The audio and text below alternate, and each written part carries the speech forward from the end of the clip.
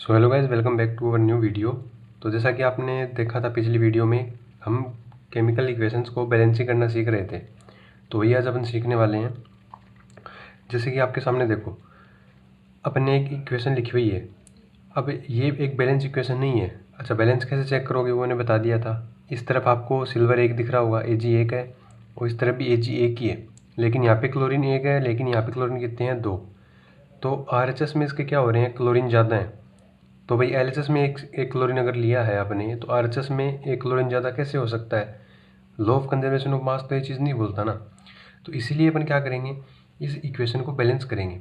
जो अपना heat and trial method होता है, पहले अपन एक दो एग्जांपल उसके देखेंगे, और मान लो भाई इक्वेशन हो ही नहीं रहा हीट एंड ट्रायल से, तो फिर एक ट्रिक होती है जिससे अपन क्या करेंगे, इक्वेशंस को बैलेंस करना सीखेंगे। तो चलो अपन हीट एंड ट्रायल लगा लेते हैं एक बार। तो देखो, सबसे पहले Ag बैलेंस करें अपन। Ag बैलेंस है, क्लोरीन 2 है ना यहाँ पे, तो इसलिए क्या कर लो, यहाँ पे 2 क्लोरीन बना लो, यहाँ पे 2 लगा दो। अब देखो तो क्लोरीन कितने बन गए, 2। लेकिन दिक्कत क्या हो गई, जैसे ही 2 लगाया तो Ag कितने हो गए यहाँ पे, 2। भाई सिल्वर 2 हो गए ना, तो कोई दिक्कत नहीं है, यहाँ पे आप 2 लगा दो। अब देखो यहाँ पे 2 Ag हैं और यहाँ पे 2 Cl2 है, और यहाँ पे भी सेम केस बन रहा है।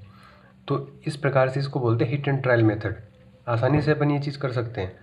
अभी आगे एक और एग्जाम्पल जैसे मैं आपको लेके बताऊँ, लीड नाइट्रेट का, जो कि एक इम्पोर्टेंट एग्जाम्पल भी है। ठीक है, PbNO3 का होल ट्वाइस क्या क्या बनता है, एक तो लीड ऑक्साइड बनती है, प्लस NO2 गैस बनती है, और साथ में कौन सी गैस निकलती है, ऑक्सीजन। ठीक है, तो ये इक्वेशन है अपने पास। इसके अंदर अपन देखेंगे कि इसको अपन कैसे बैलेंस कर सकते हैं। सबसे पहले लीड को चेक करो, लीड 1 है, यहाँ पे भी 1 है, बैलेंस है। नाइट्रोजन कितने हैं इसके अंदर चेक करो, देखो बाहर 2 लगा हुआ है ना, तो नाइट्रोजन इसके अंदर 2 है, तो 2 नाइट्रोजन है। लेकिन यहाँ पे कितने नाइट्रोजन है, एक ही नाइट्रोजन है। ठीक है, तो अपने को 2 नाइट्रोजन बनाने के लिए क्या कर सकते हैं, यहाँ पे 2 लगाना है आपको, तो यहाँ पे 2 लगा दिया। अच्छा, ऑक्सीजन चेक करो, ऑक्सीजन कितने हैं यहाँ पे, 3 2 6, 6 ऑक्सीजन है। और यहाँ पे कितने हैं RHS के अंदर, देखो एक यहाँ पे है, 2 2 4, 5 6 है कि नहीं, बताओ यहाँ पे 2 ऑक्सीजन ही रही, और 2 2 4, 6, और एक कितना हो गया, 7। इस तरफ 7 ऑक्सीजन है और इस तरफ 6 ही है, मतलब ऑक्सीजन भी बैलेंस नहीं है यहाँ पे। ठीक है, तो भैया अपन क्या करें ऑक्सीजन बैलेंस करने के लिए।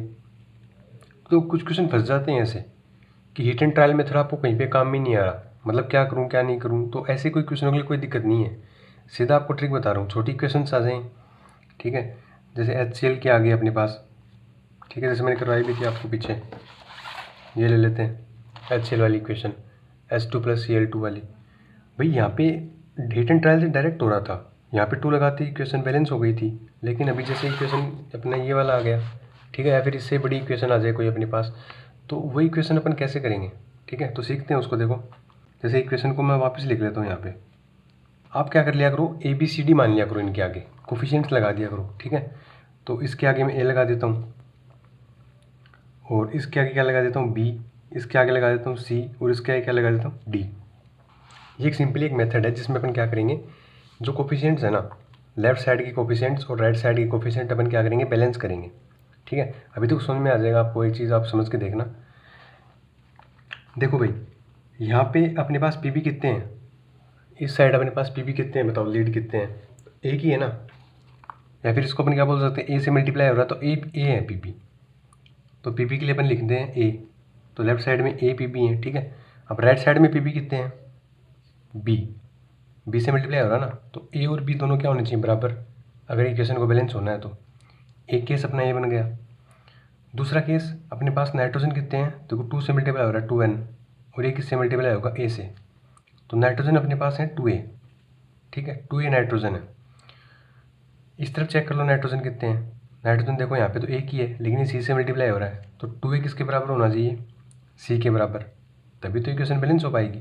ठीक है, ऑक्सीजन चेक कर लेते हैं, 3 2 6, लेकिन किससे मल्टीप्लाई हो रहा है, A से, तो 6a नाइट्रोजन है, वो ऑक्सीजन है, सॉरी। ठीक है, 6a लेफ्ट साइड में, और राइट साइड में कितने ऑक्सीजन है, एक देखो यहाँ पे रहा, तो B से मल्टीप्लाई हो रहा है तो B लिख देंगे, प्लस यहाँ पे है 2C, 2 × C हो रहा है ना, प्लस यहाँ पे कितने हैं, 2D, 2D। देखो अपने पास ABCD में क्या बन गई, इक्वेशंस बन गई अपने पास।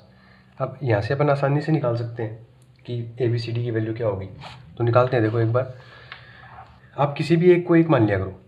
जैसे कि मैं यहाँ पे ना A को 1 मान रहा हूँ, लेट A को 1 मान लिया मैंने, ठीक है। जब मैं A को 1 मानूंगा, मैंने A को 1 मान लिया, तो B भी कितना आ जाएगा, 1 आ जाएगा ना। A अगर 1 है तो B भी कितना हो जाएगा, 1 हो जाएगा, क्योंकि A और B दोनों बराबर है। और अगर A 1 है तो C की वैल्यू कितनी आ जाएगी, 2, 2 × 1 2। अब ABC की वैल्यू आ गई तो ऐसे D निकाल लो। जैसे A की वैल्यू 1 है, B की वैल्यू 1 है, ठीक है। 2 × C की वैल्यू 1 है प्लस 2 × D की वैल्यू भी कितनी है, D तो निकालना है, D की वैल्यू नहीं पता भाई, ठीक है। तो यहाँ से देखो 6 बराबर 1 प्लस ये कितना हो जाएगा 2 प्लस ये 2D, 2 + 1 3, और इधर आके 6 से माइनस होगा तो 3 बचेगा, तो 3 बराबर 2D। तो यहाँ से D की वैल्यू कितनी आ गई, 3/2। तो अब जो ABCD की वैल्यू आई है ना अपने पास, वो वैल्यू अपन इस इक्वेशन के अंदर पुट कर देंगे, आ जाएगी अपने पास बैलेंस इक्वेशन। तो देखो यहाँ पुट कर लो इस वैल्यूज़ को, PB NO3 का होल ट्वाइस, तो कोई फ़र्क नहीं पड़ेगा, 1 है तो A की वैल्यू, ऐसे B भी 1 है तो ये PB हो, ऐसा कैसा, प्लस C कितना है 2, तो 2 NO2 प्लस D की वैल्यू कितनी है 3/2 O2।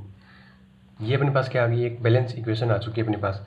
अभी आपको 2 नीचे अजीब सा लग रहा है तो पूरी इक्वेशन को दोनों तरफ 2 से मल्टीप्लाई कर लेना, तो यहाँ 2 लग जाएगा, यहाँ 2 लग जाएगा, ये 4 हो जाएगा और ये 3 बच जाएगा, ठीक है।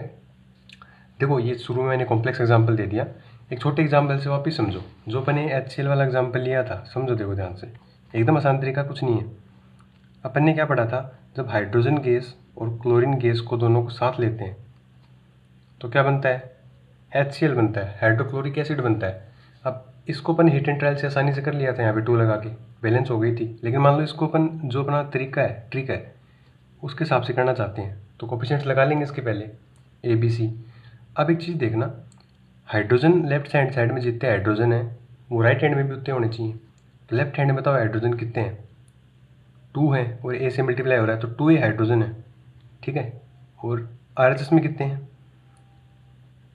C के बराबर है, ठीक है, एक हाइड्रोजन है ना, 1 × C हो रहा है। यहाँ पे क्लोरीन कितने हैं, 2B, क्लोरीन है 2B, और इधर क्लोरीन कितने हैं, C के बराबर है, ठीक है। तो ये अपने पास इक्वेशन बनी है, बस 2 इक्वेशन, किसी भी एक को एक मान लो। जैसे फॉर एग्जांपल मैं C को 1 मान रहा हूँ, ठीक है भाई, C को 1 मान रहा हूँ, तो यहाँ से A कितना आ जाएगा, 2 × A बराबर 1, क्योंकि C को मैंने 1 मान लिया, ठीक है। लेट C बराबर 1, आप किसी को मान सकते हो, A को मान लो, B को मान लो, C को मान लो, मैं C को मान रहा हूँ। तो यहाँ से A की वैल्यू आएगी 1/2, C को 1 माना तो यहाँ से B की वैल्यू भी सेम है इसकी तरह, कैसे आ जाएगी, 1/2, ठीक है। A और B पुट कर दो, C आपने 1 माना ही है, डायरेक्ट आंसर आ गया। हाफ हो जाएगा हाइड्रोजन, हाफ H2 का मतलब क्या है H, और हाफ Cl2 का मतलब क्या है C, तो H और Cl ही तो है HCl, या फिर 2 से मल्टीप्लाई कर दो पूरे को, तो यहाँ 2 आ जाएगा, यहाँ 1 1 बन जाएगा। समझ में आ रही चीज़ें, तो ये एकदम सिंपल चीज़ है। कोई भी अगर कॉम्प्लेक्स इक्वेशन अपने पास आ जाए तो उसको अपन आसानी से क्या कर सकते हैं, बैलेंस कर सकते हैं, ठीक है। तो वीडियो अच्छी लगी हो आपको, अगर कोई भी दिक्कत वापस से आ रही है तो मैं एक नई वीडियो बना दूंगा, आप कमेंट कर देना बस एक बार कि ये ट्रिक वापस से समझाओ, ठीक है। बाकी समझ में आ गई होगी, आसानी तरीके से बताया मैंने। तो मिलते हैं नेक्स्ट वीडियो में, जिसमें अपन क्या पढ़ेंगे, टाइप्स ऑफ केमिकल रिएक्शंस पढ़ेंगे।